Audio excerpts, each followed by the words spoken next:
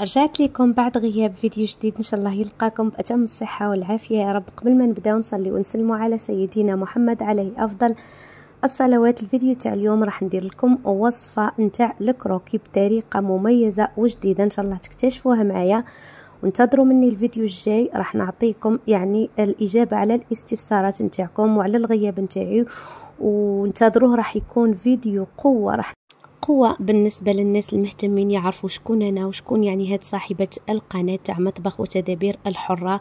يعني كامل رايحين تعرفوا غدوة شكون أنا وشكون هاد صاحبة القناة.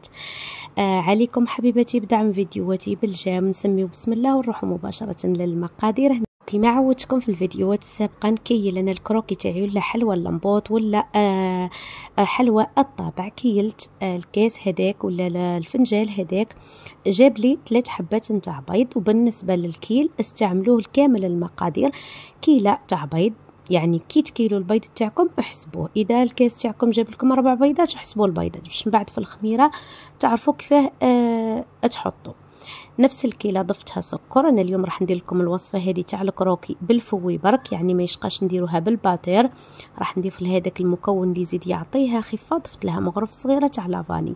اذا توفر عندكم مبشور الليمون راح يكون احسن واحسن. انا ديما في الوصفات التقليديه نحب نضيف مبشور الليمون، غير لكن ما توفرش عندي نروحوا درك للزيت. الزيت هو اهم سر في هذه الحلويات التقليديه. يعني بالنسبه للوصفات نتاعي انا ما نضيفش نشا ونعوضو بالزيت، يعني نضيف ديما كيلة تاع الزيت ونزيد لها ربع. تبعوا معي مليحه البنات، شوفوا كيلة وربع نتاع الزيت، هذا اذا ما ضفتش نشا. اما اذا حبيتيو تضيفوا كيلة تاع نشا تستغناو على هذاك الربع كيلة نتاع الزيت، لانه كاين فئه بزاف ما يحبوش الحلويات هادو تاعهم بالنشا. درك هذا هو المكون السري، نعتبره سري البنات على خاطر راح يعطيكم اختلاف كبير بزاف في الكروكي تاعكم اللي هو مغرف كبيره نتاع المارغرين. من الاحسن البنات تكون دايره خلاص كيما البوماد، ما ديروهاش كيما تاعي هكذا. يعني انا جبتها صح تسخن شويه على برا بصح مازالت لي شاده روحها حتى قعدوا لي هذوك الحبيبات. جبت المغيس وليت نمعس فيها باش ما يقعدوليش في الخليط نتاعي. كيما قلت لكم حنا راح نديروه غير بالفوي. واش هي شرط لازم السكر هذاك يذوب مليح، وتاني الزيت لازم تضيفوه على دفوعات. راهم هادو هما الاسرار اللي ينجح معاكم الكروكي ولا اللمبوط ولا اي حلوى تقليديه فيها الزيت. من بعد ما يجيكمش مكبد والداخل يجيكم مهوي ومقرمش وطري في نفس الوقت. نروحوا دوك الخميره.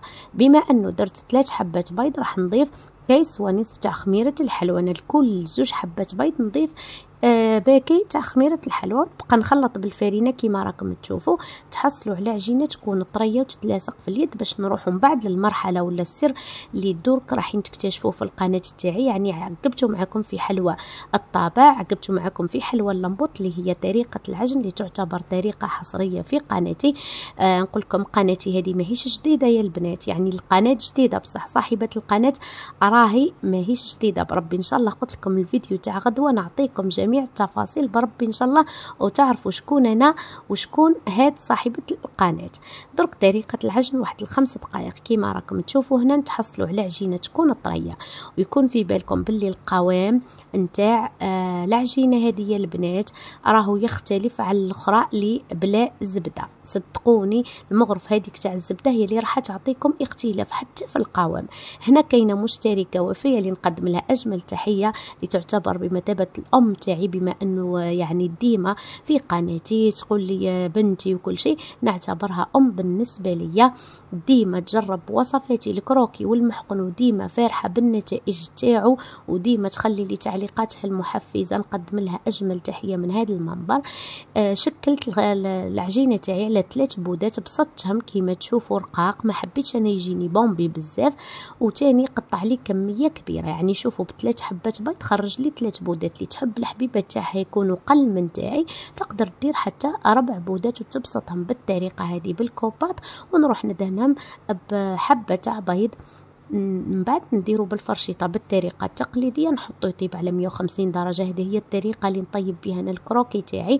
نسخن الفرن من قبل، نخليه على 150 درجه يطيب لي من تحت. البلاطو تاعي ديما نخليه من تحت، نطفي من تحت نشعلو من الفوق، يتحمر ويجي الله الله ما يتشقق معاكم، ما يجي الشكل تاعو يعني مكان رغم انه يعني التشقاق هذاك راهو دلال على خفه الكروكي نتاعكم. هنا ضفت عليه كاضافه برك شويه تاع كاوكاو، ولا تقدروا تضيفوا جج، لان هنا بعد ما طاب الكروكي تاعي الله الله وديك الريحه. وصدقوني يا البنات حتى الذوق تاعو راهو يختلف على هذاك اللي ما تضيفولوش الزبده، يجي الله يبارك يتكل بالشوارب وعنده بنه خاصه. جربوه وردوا عليا بالخبر، مانيش نهضر لكم من عدم. قطعت الحبيبات نتاعي وانا نزيد نرجع نحمصهم على الجوانب، يعني نزيد نحمروا على الجوانب باش نتحصلوا على هذيك القرمشه اللي نحوسوا عليها في الكروكي، وتكون الوصفه تاعي تاع نهار اليوم واجده. كما قلت لكم حبيباتي شويه تحفيز ودعم هكذا باش نزيد نتواصل معكم بالوصفات الاكثر من رائعه بربي. ان شاء الله نتوما برك كونوا حاضرين معايا، راح نحكي لكم على المشكل اللي صرالي في القناه يعني، وهذا هو اللي خلاني نبعد عليها، ماهوش يعني حوايج ولا اللي خلاوني نبعد عليكم. بربي ان شاء الله متواصله معكم بالوصفات الناجحه، وهذه هي النتيجه النهائيه. صدقوني يا البنات تحطوه يذوب في الحليب وحده. الفيديو تاعي راهو كمل، نقول لكم عواشركم مبروكه ان شاء الله يا ربي. كل وحده يكون دعائها مستجاب في هذه الايام، وانا تاني ادعوا لي ديما بالتيسير، وادعوا لي بالنجاح في قناتي وفي كل حاجه متمنيها قلبي، وانا بدوري ندعي لكم واحده واحده ان شاء الله ربي يرزقكم الصحه وراحه البال وكاع واش متمنيين. سلام.